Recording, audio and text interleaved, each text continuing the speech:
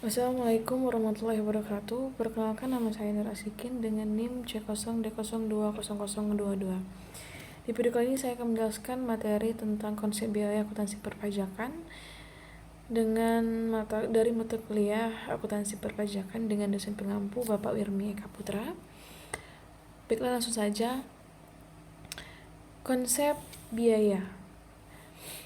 Biaya adalah aliran keluar atau outflows atau pemakaian aktiva atau timbulnya hutang atau kombinasi keduanya selama satu periode yang berasal dari penjualan atau produksi barang atau penyerahan jasa atau pelaksanaan kegiatan yang lain yang merupakan kegiatan utama suatu entitas. Sedangkan Ikatan Akuntansi Indonesia pada tahun 2019 mendefinisikan biaya atau beban sebagai berikut atau beban expense. Itu adalah penurunan manfaat ekonomi selama suatu periode akuntansi dalam bentuk arus keluar atau berkurangnya aktiva atau terjadinya kewajiban yang mengakibatkan penurunan ekuitas yang tidak menyangkut pembagian kepada penanam modal.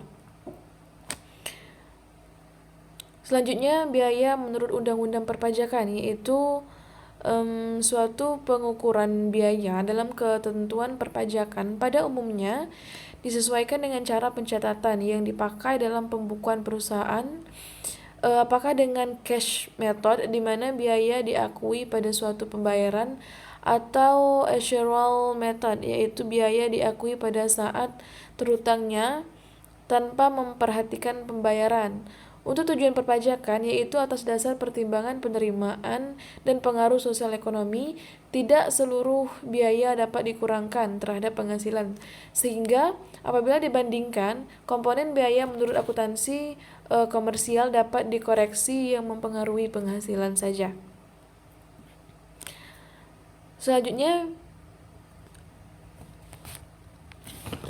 biaya yang dapat dikurangkan dari penghasilan bruto.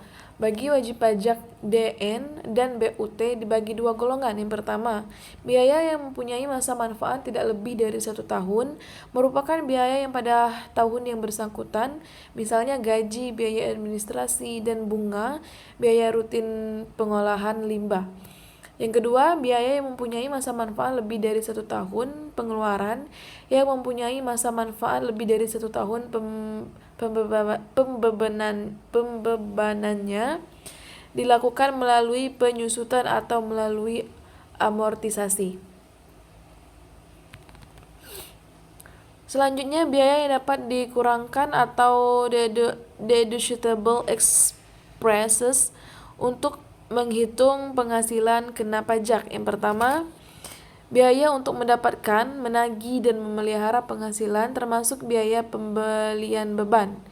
Biaya yang berkenaan dengan pekerjaan atau jasa termasuk upah, gaji, honorium, bonus, gratifikasi, tunjangan yang diberikan dalam bentuk uang, bunga, sewa, royalti, biaya perjalanan, biaya pengolahan limbah, dan lain sebagainya. Diatur dengan atau berdasarkan peraturan Menteri Keuangan, biaya administrasi dan pajak, kecuali pajak penghasilan. Yang kedua, atas pengeluaran untuk memperoleh aset berwujud dan amortisasi atas pengeluaran untuk dan atas biaya lain yang mempunyai masa manfaat lebih dari 1 tahun. Yang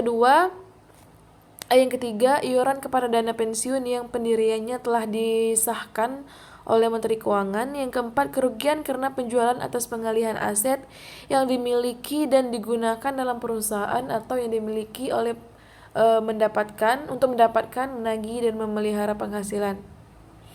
Yang kelima, kerugian selisih kurs mata uang asing. Yang keenam, biaya penelitian dan pengembangan perusahaan yang dilakukan di Indonesia. Yang ketujuh yaitu biaya beasiswa, magang, pelatihan. Yang kedelapan, piutang yang nyata tidak dapat ditagih dengan syarat. Yang pertama, telah dibebankan sebagai biaya dalam laporan laba rugi komersial. Yang kedua, wajib pajak harus menyerahkan daftar piutang yang tidak dapat ditagih kepada Dirjen Pajak. Yang ketiga, telah diserahkan perkara penagihannya kepada penghasilan negeri atau instansi pemerintah yang menangani piutang negara atau adanya perjanjian tertulis mengenai penghapusan piutang atau pembebasan utang antara kreditur dengan debitur yang bersangkutan. Yang kesembilan, dalam rangka penanggulan bencana nasional yang ditetapkan dengan peraturan pemerintah. Yang kesepuluh, sumbangan dalam rangka penelitian dan pengembangan yang dilakukan di Indonesia yang ketentuannya diatur dengan peraturan pemerintah. Yang ke-11, biaya pembangunan infrastruktur sosial yang ketentuannya diatur dengan peraturan pemerintah. Yang ke-12, sumbangan fasilitas pendidikan yang ketentuannya diatur dengan peraturan pemerintah. Yang ke-13, sumbangan dalam rangka pembinaan olahraga yang ketentuannya diatur dengan peraturan pemerintah.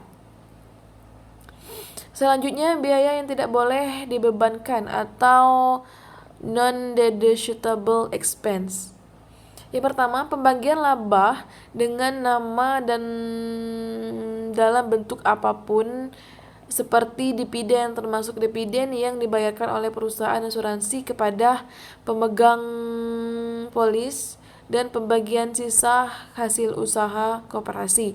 Yang kedua, biaya yang dibebankan atau dikeluarkan untuk kepentingan pribadi, pemegang saham, sekutu atau anggota.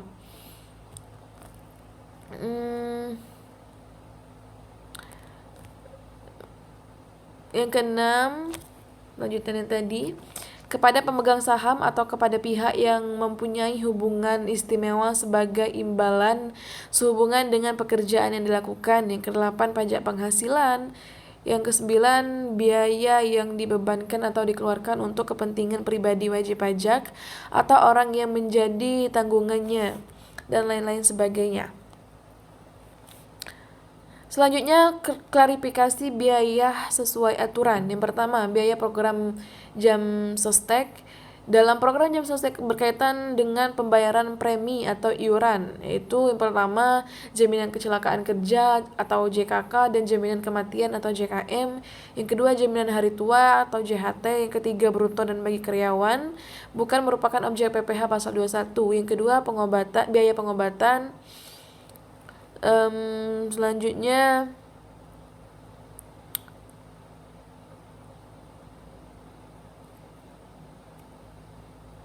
yang ketiga, biaya rekreasi dan olahraga. Yang keempat, biaya perumahan. Yang kelima, biaya kendaraan dinas. Yang ketujuh, pajak masukan yang tidak dapat dikreditkan. Yang kedelapan, pajak masukan dalam PP nomor 138 tahun 2000 diperkenankan sebagai pengurang penghasilan bruto sebagaimana dimaksudkan dalam pasal 9 ayat 1 dengan pengeluaran untuk memperoleh aset berwujud serta biaya lainnya yang mempunyai masa manfaat lebih dari 1 tahun. Yang kesembilan, pengeluaran dan biaya yang tidak boleh dikurang dalam menghitung besarnya penghasilan kena pajak, WPDN, dan BUT. Ke-10, pemberian natura atau kenikmatan yang berkaitan dengan pelaksanaan pekerjaan di daerah terpencil dapat dibebankan dan bukan merupakan objek pajak. Yang ke-11, biaya fiskal luar negeri yang dibayar perusahaan untuk karyawan yang ditugaskan ke luar negeri.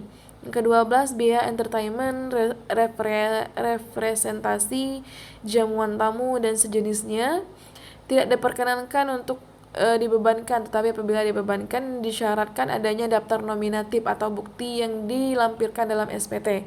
Yang terakhir, yang ke-13, yaitu pajak daerah dan retribusi daerah dapat dibebankan sebagai biaya dalam menghitung penghasilan kena pajak sepanjang memenuhi syarat yang memenuhi Undang-Undang Nomor 34 Tahun 2000 tentang pajak daerah dan retribusi daerah.